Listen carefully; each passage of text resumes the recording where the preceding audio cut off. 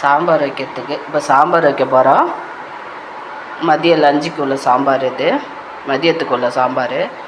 சாம்பாருக்கு தாளிக்கிறதுக்கு ஒரு வெங்காயம், 3 தக்காளி, கருவேப்பிலை, கொத்தமல்லி, மாங்காய் கொஞ்சம் வீட்டில் இருந்தது, 3 பச்சை மிளகா, முருங்கைக்காய், ஒரு கேரட்டு, ஒரு முள்ளங்கி எல்லாத்தையும் அரிஞ்சு வச்சுட்டோம். இப்போ பருப்பை வெந்தயம் போட்டு வேக வச்சு எடுத்து வச்சுருக்கோம். பருப்பில் வெந்தயம் போட்டு 10 நிமிஷம் ஊற விட்டு பருப்பையும் ஒரு சிட்டிகை வெந்தயத்தையும் வச்சோம்னா வச்சு வேக வச்சு பருப்பு எடுத்துட்டோம்னா நைட்டு எத்தனை மணிக்கு நம்ம சூடு பண்ணாலும் தோசைக்கோ இட்லிக்கோ அந்த சாம்பார் கெடாமல் இருக்கும். உடம்புக்கும் குளிர்ச்சி.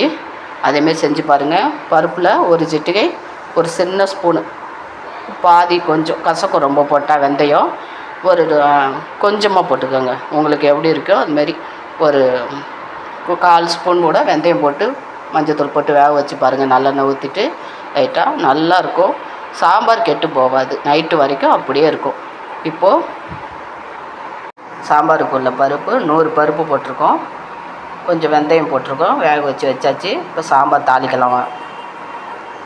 ஊற்றியாச்சு. உளுத்தம்பருப்பு போட்டுட்டோம்.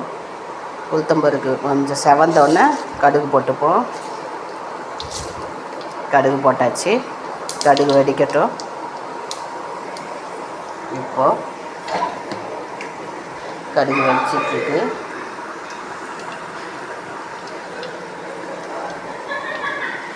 கடுகு வெடிச்சிச்சு. வெங்காயம் போட்டுட்டோம்.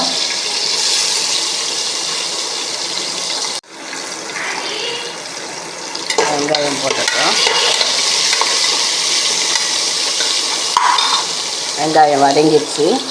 இப்போது அரிஞ்சு வச்சுருக்கிற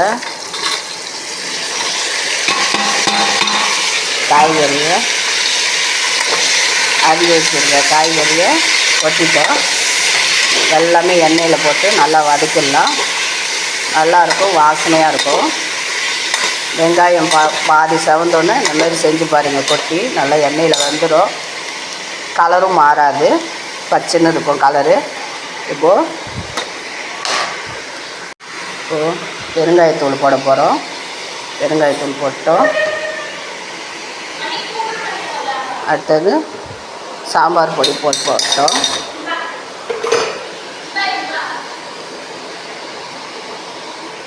இப்போது பருப்பை இந்த காயெல்லாம் வதங்கிடுச்சு. சாம்பார் பொடி போட்டுட்டோம்.